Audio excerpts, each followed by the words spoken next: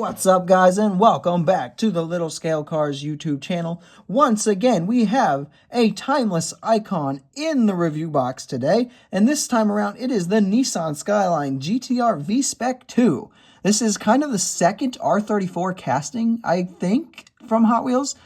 This is basically, in my opinion at least, the more like normal spec of the Nissan Skyline R34. I forget what the name of the other one is, the more kind of aggressive look to it. I'm not a big JDM guy, so you'll have to forgive me on that.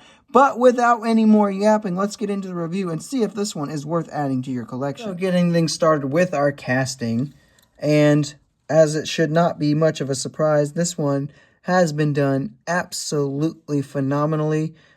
Casting and proportions seem quite good. Scaling seems very solid as well. Pop it next to the real-life car as best I can there, and I think it looks pretty solid, personally speaking at least. Making our way into the casting to actually break it down here, pretty much everything you're going to see painted blue is going to be die-cast metal. I think this is just a tampo. There's no kind of window piece or anything on it there, which is, actually I think it looks quite good like that. Making our way into the base, it is also going to be metal, and it really only sticks through with the exhaust. Like, that's the only spot you can really see on a static stance that incorporates the base. I guess, no, the splitter is not like that either. All right, so yeah.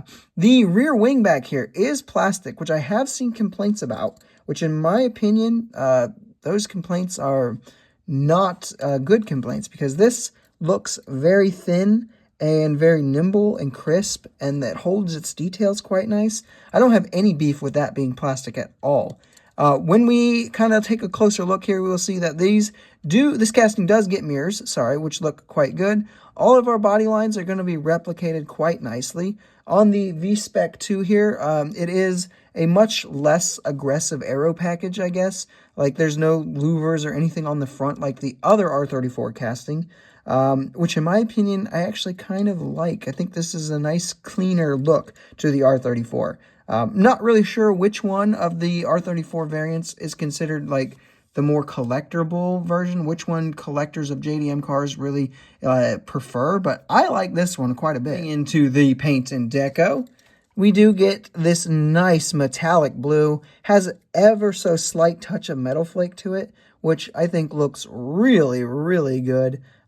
This does match a spec that the other R34 casting was done in, and I haven't been able to find that one. I do know I have it somewhere, but I haven't found it. I would love to put them side by side, though, because I think they would look absolutely wonderful together. But yeah, very curious to see where this casting goes next. It's not a car that I am personally going to collect more than like 2 or 3 of, but I am definitely looking forward to see what comes next from it. Moving into our details, let's get a closer look here. And starting up front, we do get 2 headlight tampos, which look very, very good in my opinion. I'm a big fan of those. They look very solid. You get the little GTR logo in there. A little hard to see, but otherwise quite nice. Gigantic license plate plastered up front. If you followed me long enough, you know that I am never a huge fan of the license plate up front, especially because it's been casted in.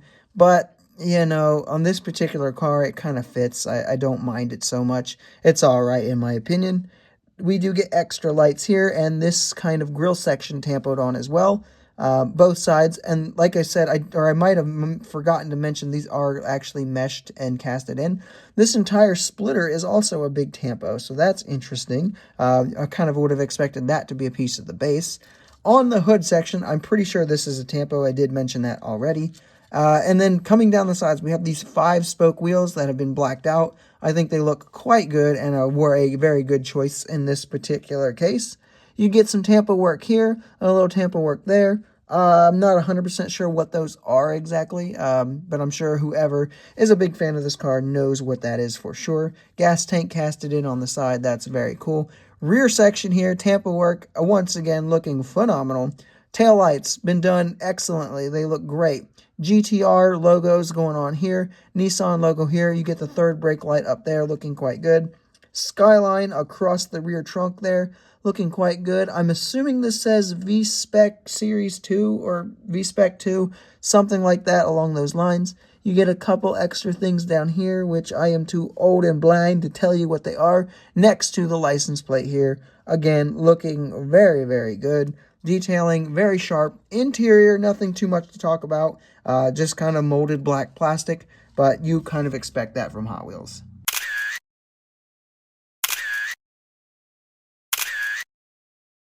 Moving into the roll test, as a Hot Wheels Premium, no surprise, it rolls, and it rolls extremely smooth. Putting it on the scale, it brings it to 50.70 grams, which is very, very solid. Got some nice heft to it, which creates that nice premium feel. Pros and cons, the biggest pro in my book is going to be the actual execution of this casting. Think it was done quite well. I know some people don't, but I personally love that it was a plastic wing here. They even put a little tampo work on that wing, which I think was a nice touch for sure. And it kind of holds all of its crispy details and stuff quite nicely in a way that I don't think a metal wing would have really given us the same look there. The other big pro is going to be the tampo work, kind of similar to the LFA casting from the last review. Tampo work, it absolutely slaps. They didn't miss anything, and nothing was done sloppily. I think it looks very, very solid. For the cons, so I have mentioned that a couple people have beef with the wing. I'm not going to say that's a con because I don't think it's a problem. I think it's actually a good decision that they went with that. I have seen some orange peeled paint. Mine does not have it. It doesn't seem to be a common problem, but it is something you should kind of look out for. That being said, though, those are just kind of things that you should keep an eye out for. I'm not going to go ahead and say they're cons, though, because I haven't seen them be widespread issues. So with that yap sesh out of the way, I would say that there is no real cons for this release. Moving into some size comparisons, here we have it with some other Skylines from Mattel that you might have, with the Hot Wheels Nissan Skyline R33 over there on your left, and the Matchbox Nissan Skyline 2000 GTX over here on your right.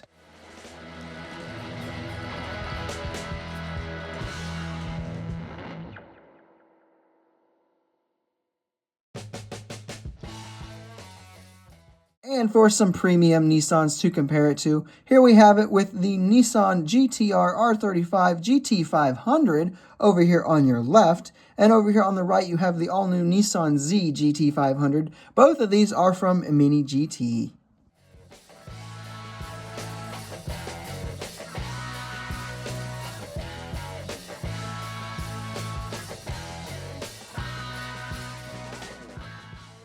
So that brings us to our overall analysis here. Does this one live up to its hype? The hype for this one was extreme. I have yet to see this one on pegs at all. So yeah, extreme hype, and I say it meets it for sure. No disappointments from me personally, but I'm not a big JDM guy. If you are a big JDM guy, maybe there's a few disappointments, but I don't think so really personally. Value. So this is a car culture release. So you're going to get it for about $7, $7.50, somewhere in that range. Personally, I think it's okay still being there. Like I said, the casting has been done quite nicely, and the tampos, detailing and everything, quite good. That is still a very solid, I would say, fair price point for it. Feedback. So, like I mentioned, the feedback has been kind of here or there, depending on where you sit. At that rear wing seems to be the biggest gripe. Me personally, feedback, excellent in my opinion, but I cannot ignore the many people that have actually told me they don't like that plastic wing. In my book, I don't really understand where they're coming from that, because if that had been a metal wing, it would have been chunkier and would not have looked as good in my opinion. But, you know, that is something that a lot of people have been saying, so, you know, form your own opinion there. Do I recommend this one? If you are a JDM fan, absolutely 100% you're going to want this.